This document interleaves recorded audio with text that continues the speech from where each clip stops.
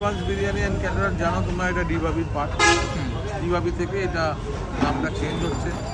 আর নতুন করে আশা করি কিছু বলার প্রয়োজন নেই, আপনারা প্রত্যেকেই জানেন, সোশ্যাল মিডিয়ার মাধ্যমে জেনেছেন। এবং আর নতুন করে আমি বলতে চাই না।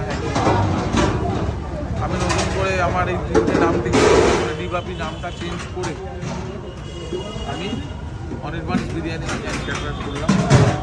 আর একটাই কারণ যে আমার মা বাবা যারা চেয়েছে আমি তাদের মূল্যবান ব্র্যান্ডটা তাদের হাতে ফিরিয়ে যাতে দিই, তো আমি তাদের রেসপেক্ট রেখে, এবং তারা একটা কোর্টে মামলা করেছিল যে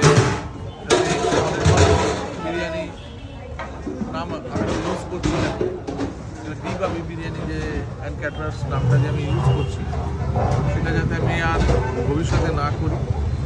এবং কোর্টের যেটা রায়, সেই রায়টা 1 মাসের জন্য ছিল।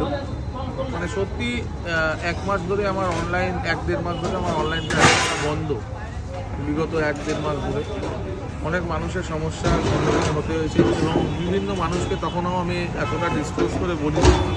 অনেক মানুষ হয়তো দেখেছেন, বলেছি টেকনিক্যাল ইস্যু, এই ইস্যু বলে আমি বলেছি, আমি আনতে চাইনি ব্যাপারটা। কিন্তু পুজোর পরপর আমার দোকানে একটু পুলিশ পাঠানো হলো। পুলিশ পাঠিয়ে আমার দোকানটি বন্ধ করার একটি নির্দেশ দেওয়া হলো।